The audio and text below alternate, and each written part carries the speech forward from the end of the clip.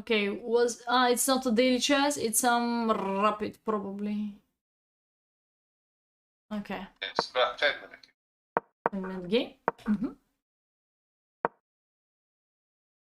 You lose to light combinations? But every time when we go to puzzle rush, you never challenge me. But every time when we go to combinations, puzzles, you're escaping to cook and to eat 7 hot dogs. So what do you like of combinations? Okay, so we move to the Slav defense, bishop f5. Here the response, what I'm using personally is bishop f5, either bishop g4. So bishop f5 is completely playable. c3 as fast as possible, e6. Okay, a3, a6, c5, close the game. c5, I think we already explained, suggesting we were closing the center. What is the standard breakthrough after c5 is on the board already? Used. Okay. a6 is a good setup. You try to push b5, or the other setup, what I know, is more or less connected with c5, knight c6. a6 is a Chebanenko system. c5, close the game. Now I can hot recommend. It's not daily chess, but we can compare if there is a theory like c5. No, there is not only one game in the database, and if we go back, we have 4 games. Also, I think it's based on the fact that I never see a3. I think so. I'm not sure. I never see a3 in this Slav defense variation with the bishop f5. Most of all, they went to the knight h4 plan, or the bishop d3. This is what I know. Sometimes queen b3 either, queen b3, yeah, or knight h4 and then queen b3. So this is the main theory. I think a3 is a little bit, not little bit, non-standard move. 35 games only. Knight h4 over 4,500 games. So definitely a3, you can be more confident after opponent is playing so passive by white color. Again, a6. Now, hot recommendation, how to break through this structure. Hurry up. Try to hurry up. My combination means work. My old brain doesn't like that anymore. You guys hear me? Ah, maybe. Okay, so knight bd7. Like blood on the board. Yeah, b6, if it's working, b6 should be nice. But knight bd7, knight bd7 followed by b6 next, because most of the cases I think knight takes b6 should be on the board, not queen takes b6. Let's explain why. Because after queen takes b6, white is able to bring the knight here as fast as possible and occupy the square c5, so you have to be careful. Also, knight bd7 for some point prevent move like knight e5, or sometimes you have pushing of e5. So pushing of e5 make this weak. You have eventual knight g4, take back this, either take back this. So knight d7, pressure as fast as possible. Or g6, wow, such a move. But yes, you can try one time, even b5, blockade everything. If opponent capture, again knight takes b6, and you stay fantastic, because very often in advance after bishop d6 and castling you have a easy breakthrough using simply pushing a5. Okay, so knight bd7. Do you keep silence, or I again don't hear you? I was worried about pushing b6. That just gave me an isolated a pawn. Oh, this is your minimum problem, I could say. This is your minimum problem, because this a pawn I already showing little bit later that you have a5. You have a5. So this isolated pawn makes no sense. I mean, a pawn is well protected, nothing to worry about. Something is really weak when could be under more attacking than you have defenders. You don't have light square bishop. Actually, the light square bishop of black is quite very well placed. That's the plan of Slav defense. Anyway, bishop e7, white could be wasting of time because white could organize himself after b4 and bishop b2. He doesn't need to take any more here. And this soon could be mission impossible to push b pawn.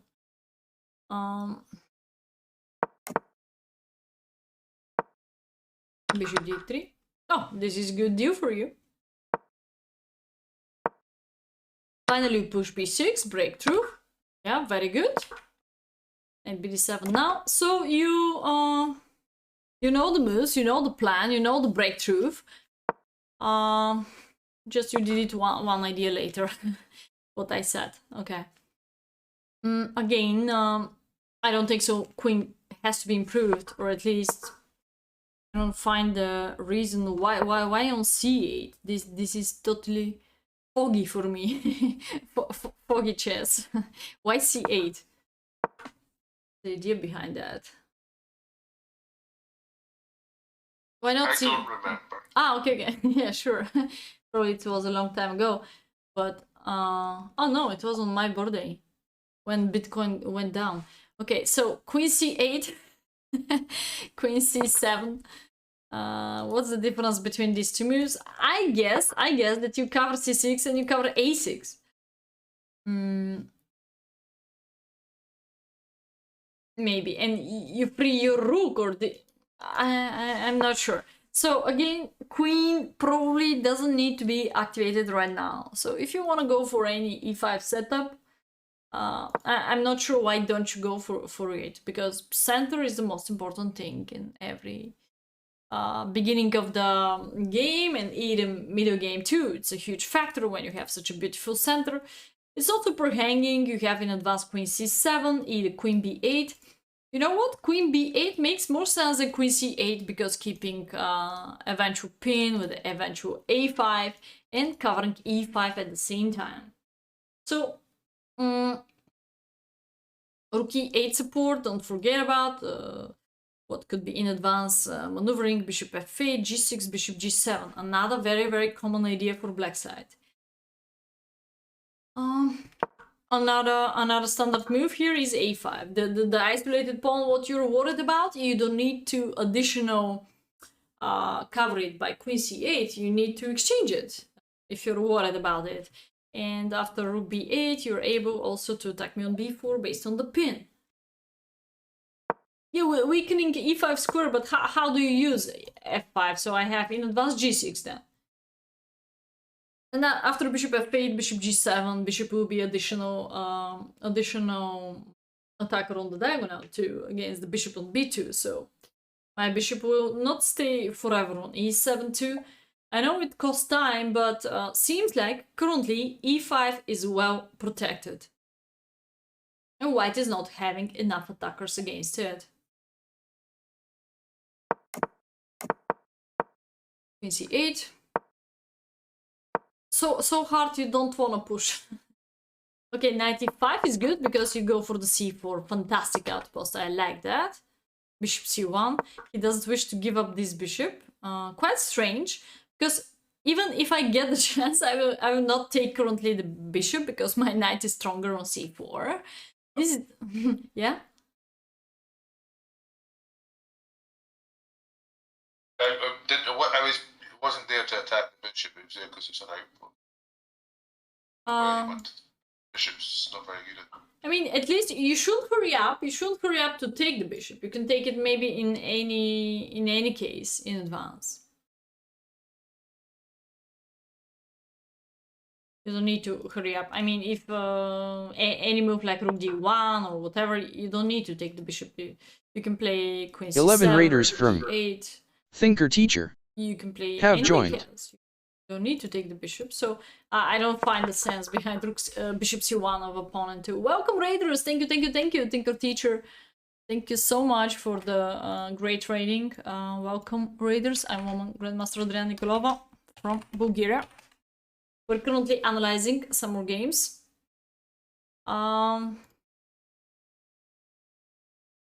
So you can join Discord if you're interested to listen all of us.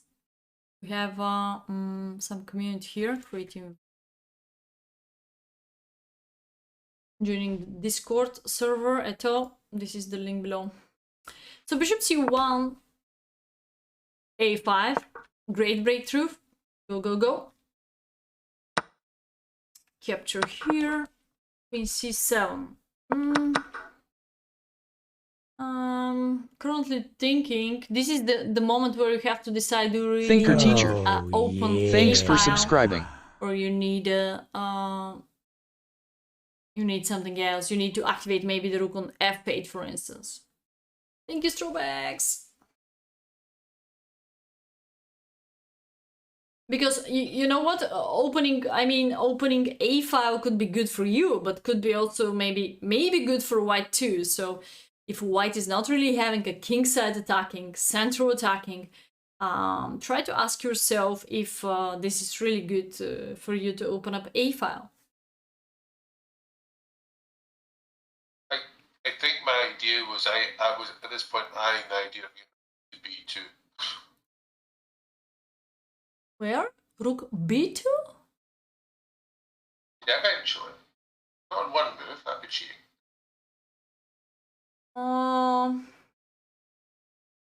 How to reach b2? I'm confused.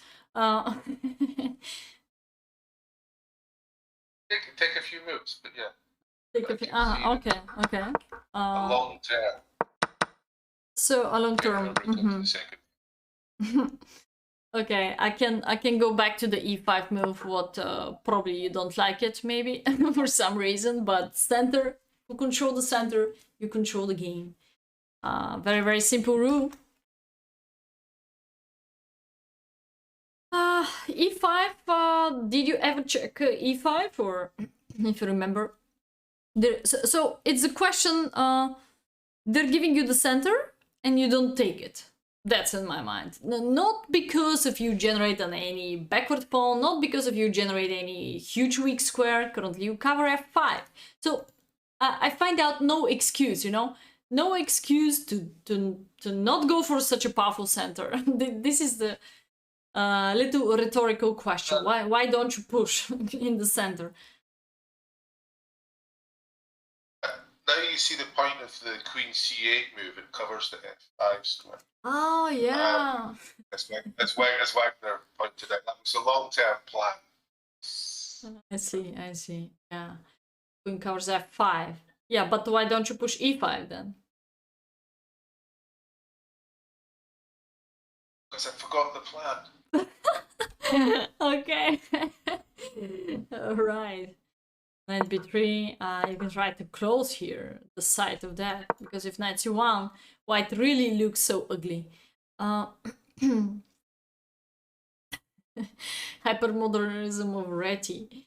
Yeah, now you can transpose the queen here, centralize the other rook, and work in the center. You know, the benefits to control the center is you've got space. Step by step, you smash him, you cross, the next step is cross the fourth rank. He never knows what you're gonna push. You're gonna push d4, you're gonna push either e4. So it's a deep pressure. Okay, so a4, knight 1, and now, yeah, you didn't push, sorry. So you take, queen c7, connect the knights. Very good. Bring this rook. A4. Maybe trade off one of the rook, and then rook b8 makes more sense. Knight d7. Pressure. 95. Oh, knight d7, maybe bishop f6 and then e5, something like that. All the time my eyes are to the pushing of e5.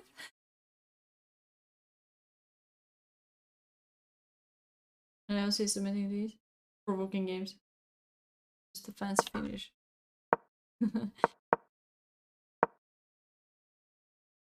Okay, so 94. You go back. Yeah, you're more flexible with these knights in the center. As such a beautiful knights. Lucky Frit are gonna be happy with all these knights on the way. And boom! Oh, sacrifice by you? It's not a real, yeah, it's not even a sacrifice because triple attack, amazing, yeah. Monster Knights, yes, so you eliminate on the basic defender to overload, deflection, whatever, and triple attack. Yeah, this is the final moment how to convert disadvantage because you're already better. All your pieces are in the center in queenside pressure. Opponent is just pushing, but this is a huge weakness on the way. So it's just on time to lose the game. Maybe bishop e1 could hold on and could make more problems covering this and covering c3 key square to not lose a piece or whatever. Bishop c1, you boom him on a4, brilliant move, knight c3. Queen c2, take the more distant rook. Hey Martos, what's up? And boom, based on the pin. Very good. Queen a2, winning the knight. Why capture the knight? Retreat, why? You have a perfect outpost and you start coming back, why? So, is this pawn acceptable? Let me know and how you'd like to take it. Is it matter?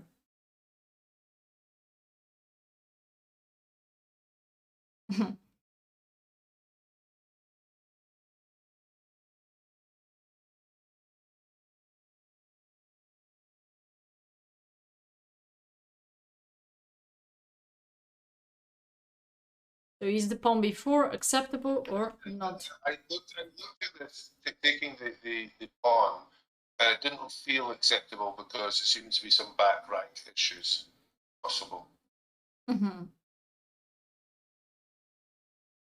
Would you try to be concrete or maybe okay? Let's go move by move. Let's say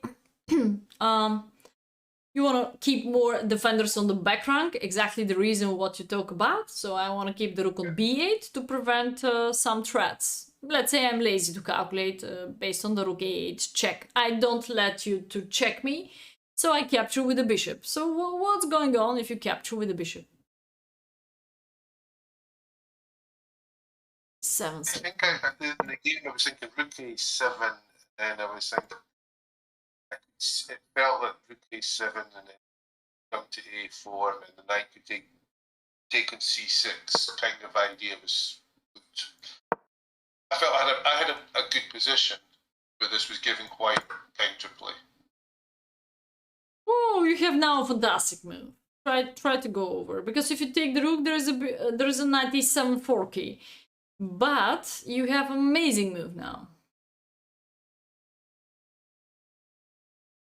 So opponent cannot really attack you just like that.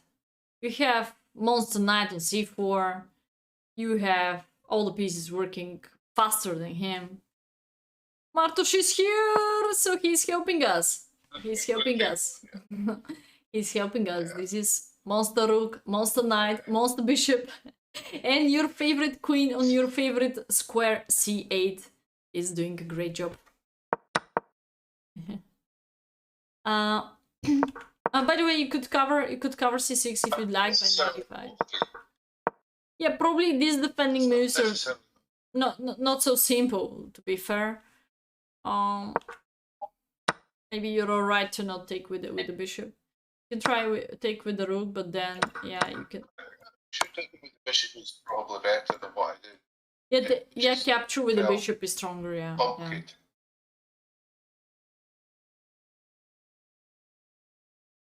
Now that there is just losing c6, so there is no bishop a3. You simply blockade the bishop, so nothing to worry about so much. But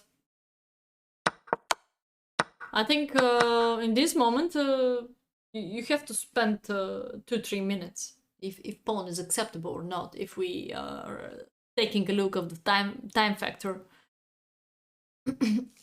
Time management, you have to spend 2-3 minutes if the pawn is acceptable and which piece has to take the pawn. A very decisive moment, very. This could be another simple continuation, just I don't like to retreat. How you could have a perfect outpost, perfect blockader of this monster on c1, eventual monster, and come back to d6.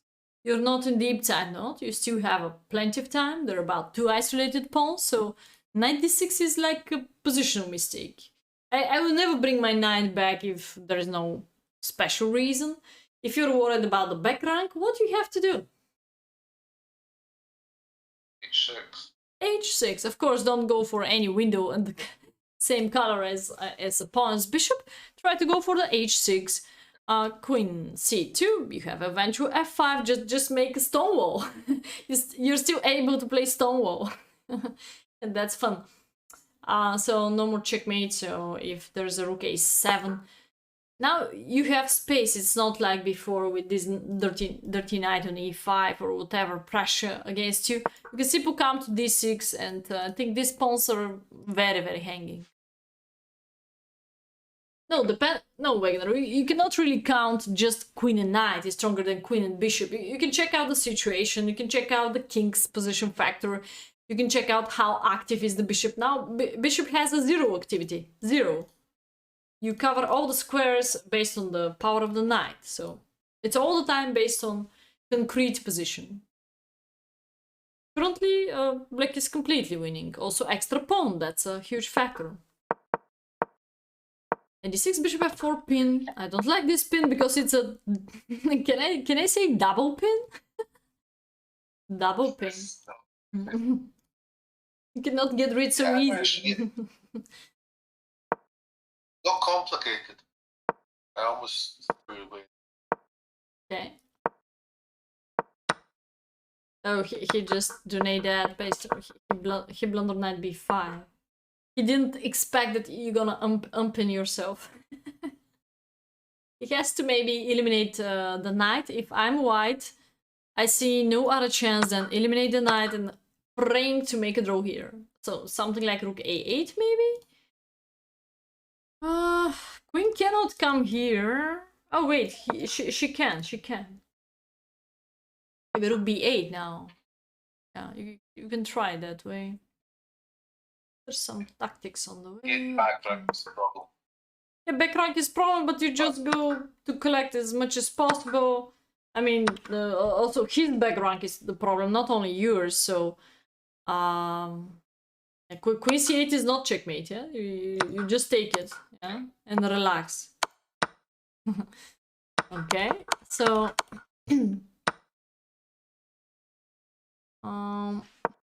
so this could be the chance for white. I just explained if you are white, what is the most fightable way.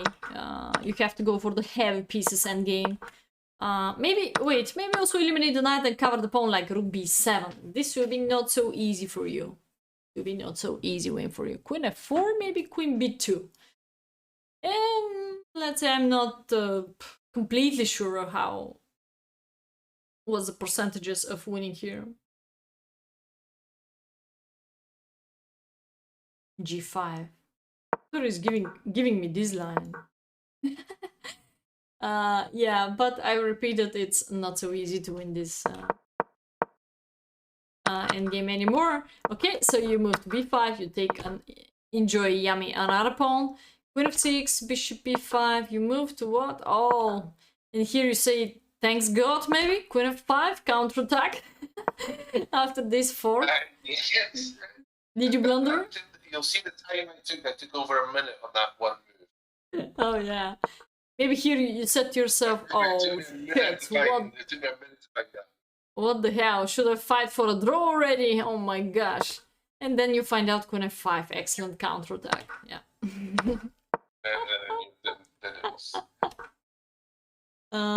Yeah, I think technique sometimes seems like Otman also trusts himself too much to the some endgame, but actually it was a pretty drawish, so this wrong feeling of evaluation, it's happened to everyone. But it's much better to be confident than being scary, of course. Push. Push. Check. What's the deflection? You're just looking for c3. Attack the bishop and knight c3. And if bishop e5, what's going on? Maybe simple here, or what's the winning move? Fade. 7. Rook e8. Oh, overload the rook by king. Such a brilliant move. I like that. King f8. If rook d7, rook e8, and now you cannot cover the bishop. So I just push to the end. That's spicy. Yeah. Okay. Ah, he resigned here. Okay. You just take and knight c3. Or, yeah, whatever you're doing. GG, good game. Oh wait, this is not the game, sorry. Knight 5 and now you promote. Sorry, this is the game.